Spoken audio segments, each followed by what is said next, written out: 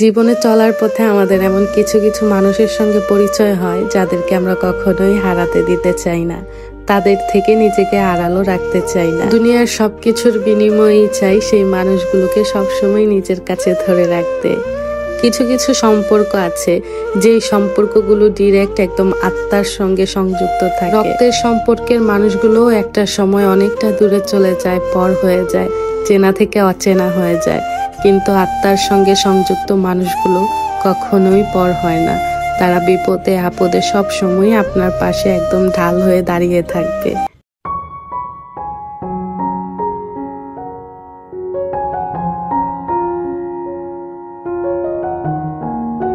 Hello everyone, আসসালামু আলাইকুম। Welcome back to my channel জান্নাত রাসেল টাইনি ওয়ার্ল্ড থেকে। আমি জান্নাত বলছি, নিজেকে উপস্থাপন করছি ঢাকা থেকে। নতুন একটি ভিডিওতে আপনাদের সবাইকে ওয়েলকাম করছি। আশা করছি সবাই ভালো আছেন, সুস্থ আছেন। আলহামদুলিল্লাহ, আমরাও ভালো আছি। আমার বারান্দা বাগানের নয়নতারা ফুলের এক রাশ শুভেচ্ছা জানাচ্ছি আপনাদের সবাইকে। ফুলের মতো আপনাদের জীবনটাও পবিত্র এবং সুন্দর হয়ে উঠুক। সবার জীবন সুন্দর কাজ। যত্নের অভাবে আমার গাছগুলো সবই মরে যাওয়ার অবস্থায় ছিল, তো কিছু গাছের ডাল আমি ছাঁটাই করে দিয়েছিলাম। এখন আলহামদুলিল্লাহ দেখছি ছাঁটাই করা ডালগুলো থেকে নতুন নতুন করে আবার ডালা ছড়াচ্ছে, দেখে খুবই ভালো লাগছে। এটা একটা ফুল গাছ। এই ফুলের গাছটা আমার মনে নেই বা আমি নামটা আসলে জানিও না। এমন এমন নাম থাকে যেগুলোর নাম আমি আসলে মনে রাখতে পারি না। যারা যারা ভিডিও দেখা শুরু করেছেন, প্লিজ ছোট্ট একটি লাইক দিয়ে ভিডিওটি দেখা কন্টিনিউ করবেন, কারণ আপনাদের একটি লাইক আপনাদের মতো আরো কয়েকজনের কাছে আমার ভিডিওটি পৌঁছে দিতে সাহায্য করে। আপনাদের কাছে লাইকটা গুরুত্বপূর্ণ না হলেও আমার কাছে অনেক বেশি গুরুত্বপূর্ণ। তো সবাইকে রিকোয়েস্ট করব, সবাই দেখার আগে ছোট্ট করে একটি লাইক দিয়ে দিবেন। আর যাদের কাছে আমার ভিডিওটি ভালো লাগবে, প্লিজ সবাইকে রিকোয়েস্ট করছি আমার এই ছোট্ট চ্যানেলটি সাবস্ক্রাইব করে আমার এই ছোট্ট চ্যানেলের সঙ্গেই থাকার জন্য। সাবস্ক্রাইব করে পাশে থাকা বেল আইকনটায় ক্লিক করে দিতে পারেন, তাহলে আমি কোনো ভিডিও ছাড়লে সঙ্গে সঙ্গে আপনার কাছে নোটিফিকেশন চলে যাবে। আপনি সময় সুযোগ করে আমার এই ভিডিওটি দেখে নিতে পারবেন। যারা যারা ভিডিওটির সঙ্গে আছেন তাদের সবাইকে অনেক অনেক ধন্যবাদ। আজকে বাসায় মেহমান আছে, মেহমানগুলো আমার জন্য খুবই স্পেশাল। তো স্পেশাল মেহমানদের জন্য সাদা রুটি করেছি, রুটির সঙ্গে ডাল করেছি, আর ডালটা একটু অন্যরকম ভাবে করেছি, মুরগির মাংস আলু দিয়ে আর কি করেছি। আর সঙ্গে তো চা থাকবেই, চা ছাড়া তো আমার বাচ্চারা রুটি এখন একদমই খেতে চাচ্ছে না। ইদানিং ওরা চা খাওয়ার জন্য খুবই বায়না ধরে। একবার যদি চা না দিয়ে দেখা যায় সন্ধ্যাবেলা খেতে চায় বিস্কুট দিয়ে। তো এভাবে করে ওদের চায়ের নেশাটা আবার হচ্ছে আর কি। ইদানিং আমি একটু চেষ্টা করছি যেন চাটা কমিয়ে করতে পারি।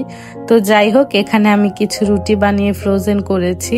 আমি আগামীকাল ঢাকার বাহিরে যাব, তো বাচ্চাদের স্কুল আছে, বাসায় মেহমান আছে, ওদের যেন সকালের নাস্তা নিয়ে প্যারা খেতে না হয়, সেই জন্য আজকে রুটির সঙ্গে আমি কিছু রুটি বানিয়েও ফ্রোজেন করে রাখছি।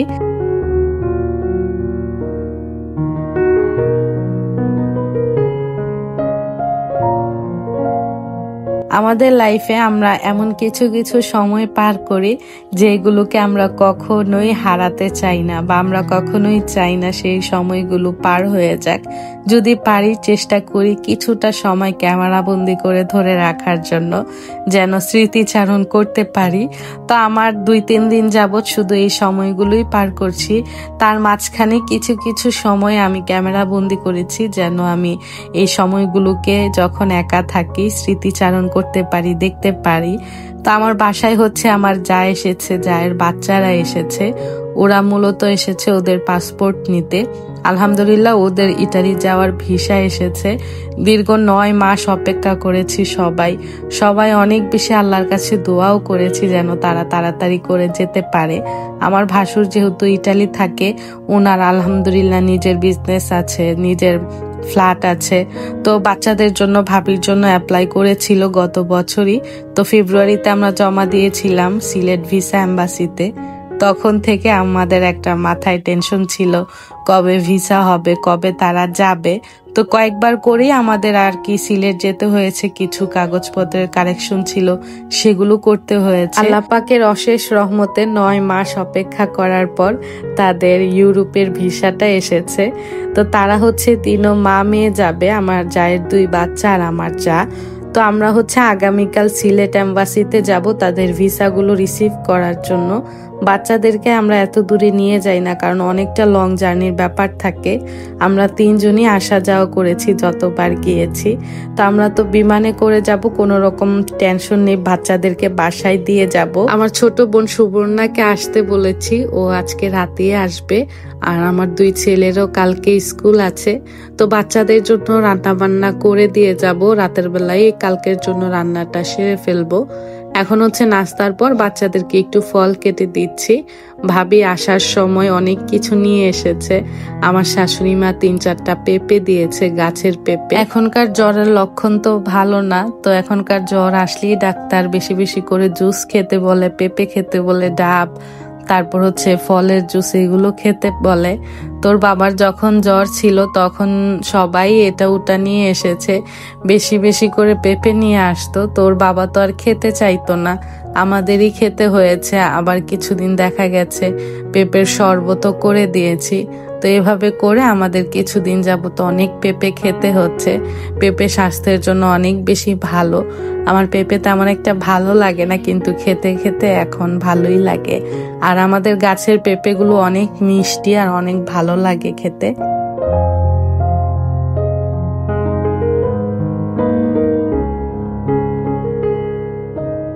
এই প্ল্যাটফর্মে এসে অনেক ভালোবাসার আপুদের পেয়েছি, এই কথা তো আমি সবসময় বলি। সব আপুদের মধ্যে একজন আপু হচ্ছে পুষ্প লাইফস্টাইল থেকে পুষ্প আপু। উনি কিন্তু ব্রাহ্মণবাড়িয়ার মেয়ে, আর আমিও ব্রাহ্মণবাড়িয়ার মেয়ে। তা আপুর ইদানিং শরীরটা অনেক বেশি খারাপ, 2 দিন যাবত আপু পোস্ট করছে। আপুর জন্য তো দোয়া ছাড়া কিছু করতে পারবো না, তো ভ্লগের মাধ্যমে সবার কাছে দোয়া চাই। পুষ্প আপুর জন্য সবাই দোয়া রাখবেন, আপু যেন তাড়াতাড়ি সুস্থ হয়ে ফিরে আসতে পারে আমাদের মাঝে। এখন যেহেতু সিজনটা পরিবর্তন হচ্ছে, সেই জন্য ঘরে ঘরে সবারই সর্দি কাশি, অনেক জ্বর হচ্ছে।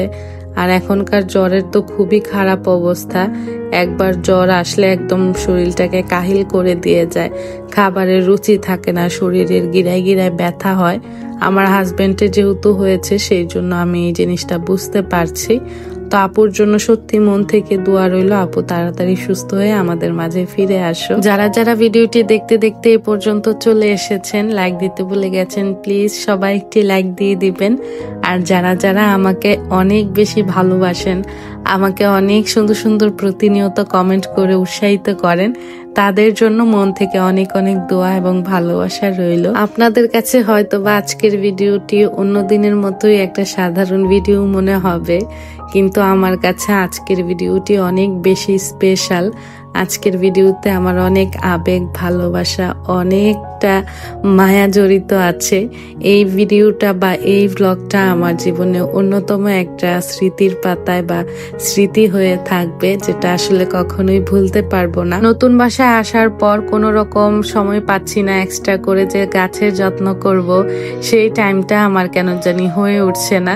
তো কিছুদিন যাবতই দেখছি শুধু যে গাছগুলোকে ধুয়ে দিতে হবে বা পানি চেঞ্জ করতে হবে, সময়টাও হচ্ছিল না। আজকে সময় বের করে গাছগুলোকে একটু ধুয়ে দিচ্ছি, কারণ গাছের গায়ে পাতাগুলোতে অনেক ধুলা জমে গেছে, সাদা হয়ে আছে। আর পানিগুলো একটু চেঞ্জ করে দিচ্ছি। যখনই পানিগুলো চেঞ্জ করে দেই, নতুন পানি দেওয়ার পর আমি একটু ইউরিয়া সারও দিয়ে দেই। এটা দিলে হয় কি, গাছের পাতাগুলো সতেজ থাকে, সবুজ থাকে, আর গাছ তাড়াতাড়ি অনেকটা সুন্দর গ্রো করে।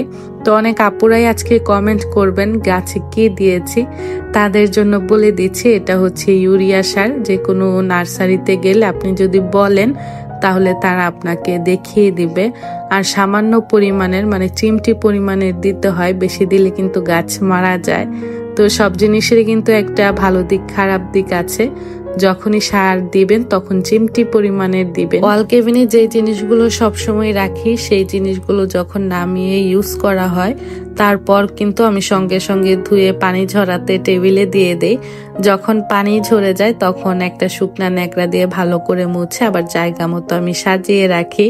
তো যতক্ষণ না পর্যন্ত জিনিসগুলো আমি জায়গা মতো স্থানান্তর করতে পারি ততক্ষণ কিন্তু নিজের কাছে শান্তি লাগে না, কেমন একটা ভয় ভয় ফিল হয়। যেহেতু ছোট বাচ্চার ঘর, কোনো এক সময় যদি কিছু একটা বাড়ি দিয়ে ভেঙে ফেলে, আর জিনিসগুলো আমার খুবই শখের জিনিস, তো যথাসম্ভব চেষ্টা করি ব্যবহারের পর এগুলোকে আবার জায়গা মতো গুছিয়ে রাখা। আমার মতো কোন কোন আপুরা সুকেসের জিনিস, কাচের জিনিস ব্যবহার করতে খুবই ভয় পান, আজকে কিন্তু কমেন্ট বক্সে জানিয়ে যাবেন। ভয়ের জন্য দেখা যায় বেশি একটা নামানো হয় না।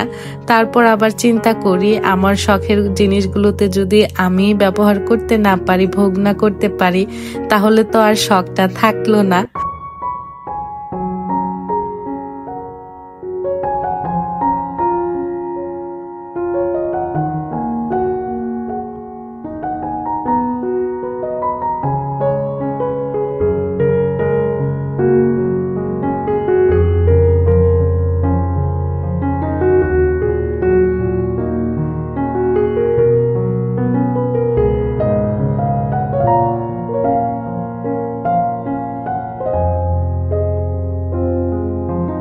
বাসায় মেহমান থাকলে দেখা যায় সব সময় ভিডিও করা হয় না, ভিডিও শুট করাটা অনেকটা লজ্জা লজ্জা লাগে, অস্বস্তি ফিল হয়। তো তারা বাসায় ছিল যতদিন ততদিন তেমন একটা ভিডিও করতে পারিনি, শুধুমাত্র রান্না বান্নার কিছুটা অংশ নিয়েছি যেন আপনাদের সঙ্গে পরে শেয়ার করতে পারি।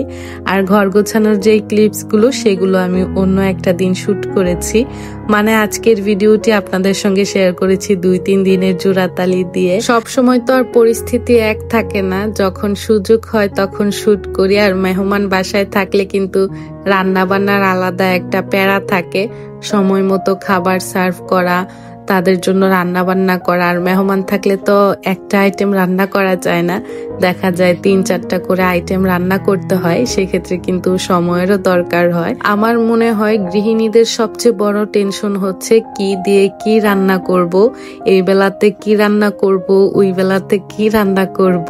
তো আমি তো সবসময় গতকাল রাতেই চিন্তা করে রাখি আগামীকালের জন্য কি রান্না করব।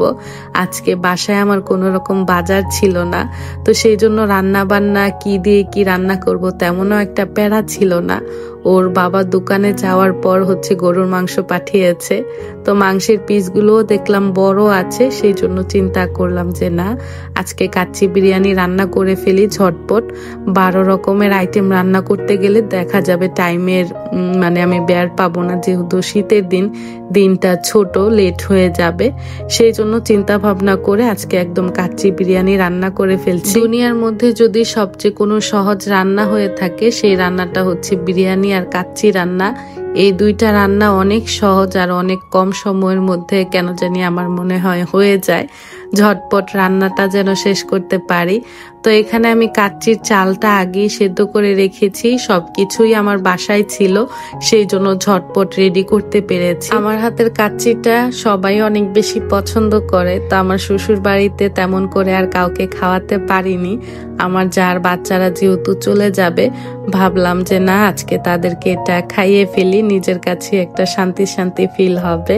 তো আমার যাও কাচ্চিটা পছন্দ করে বিরিয়ানির থেকে, আর বাচ্চাদের জন্য আমি একটু ঝালটা কমিয়ে দিয়েছি ওরা যেন খেতে পারে। এখানে আমি 1.5 কেজি বাসমতি চাল নিয়েছি আর আধা কেজির মতো চিনি গুঁড়া পোলাওর চাল নিয়েছি, দুইটা চাল একসঙ্গে মিক্স করে তারপর রান্না করছি।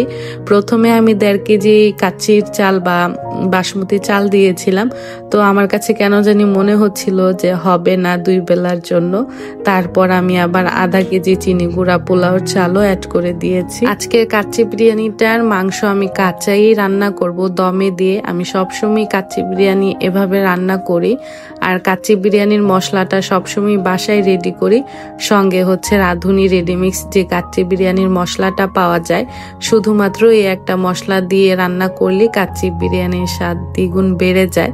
আপনি যদি হোমমেড কাচ্চিটা রান্না করে খান তাহলে আপনি আর বাহিরের কাচ্চিটা খেতে চাইবেন না। মাশাআল্লাহ এত বেশি মজা হয়। আমার বাসায় সবসময় আমি চেষ্টা করি আমার যে প্রয়োজনীয় জিনিসগুলো সেগুলো রাখার জন্য স্টকে।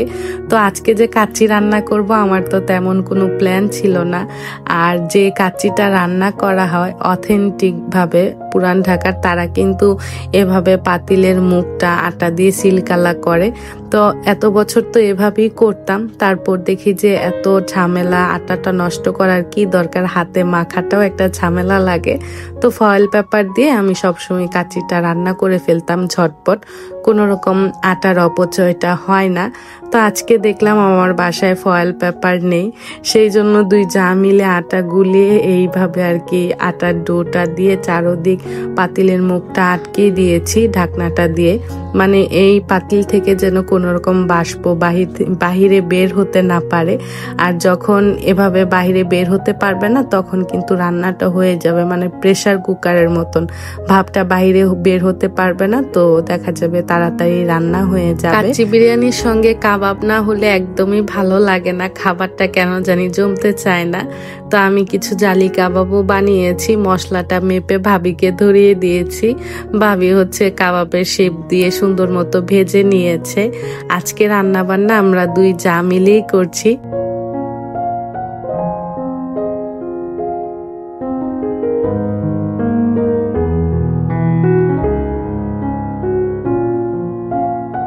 কাচ্চি রান্নাতে আমার কোনো রকম এখন আর মেপে বা টাইম ধরে রান্না করতে হয় না। আল্লাহর রহমতে রান্না করতে করতে আমার একটা আইডিয়া হয়ে গেছে, এখন সুন্দর মতোই রান্না করতে পারি, কোনো রকম লেগে যায় না। তো কাচ্চির মাংসটা তো আর আমি সময় ধরে মেরিনেট করে রাখতে পারিনি, আধা ঘন্টাও সময় পাইনি, যেহেতু দুপুরের খাবারের ওয়াক্ত হয়ে গিয়েছিল। তাড়াহুড়া করেই কাচ্চিটা বসিয়ে দিয়েছিলাম। তো যেমনটা ভেবেছিলাম মাশাআল্লাহ কাচ্চিটা তেমনই হয়েছে, অনেকটা মজা হয়েছে। আলহামদুলিল্লাহ আলহামদুলিল্লাহ। আমার হাতের কাচ্চিটা সবাই অনেক বেশি পছন্দ করে, তো আমার যাকে খাওয়াতে পেরে আমার মনটা সত্যি অনেকটা শান্তি হয়েছে। তো আজকে আমার যা আর আমি মিলিয়ে রান্না বান্নাটা করেছি, সেই জন্যই আপনাদেরকে বলেছিলাম যে আজকের ভিডিওটা আমার জন্য অনেক স্পেশাল, অনেকটা ভালোবাসা, অনেকটা আবেগ জড়ানো আছে। সত্যি বলতে আমি আমার যাকে অনেক বেশি ভালোবাসি, আমি তাকে আমার বোনের মতো সম্মান করি। আমার বোনকে আমি যেইভাবে ভালোবাসি আমি ঠিক তাকেও সেভাবে ভালোবাসি। তার আর আমার সম্পর্ক কেউ দূর থেকে দেখলে বুঝতে পারবে না যে আমরা দুই যা, সবাই বলবে আমরা দুই বোন। মাশাআল্লাহ আলহামদুলিল্লাহ 12টা বছর দুইজন একসাথে এভাবেই মিলেমিশে কাটিয়েছি, আর বাকিটা জন্মও এভাবেই মিলেমিশে থাকতে চাই। তো এটা হচ্ছে আমার জায়ের ছোট মেয়ে, ওর নাম হচ্ছে জিম। তো আজকে যতটুকু পেরেছি ওদেরকে ব্লগে রাখার চেষ্টা করেছি, ওরা আমার এই ব্লগে স্মৃতি হয়ে থেকে যাবে সারাটা জীবন।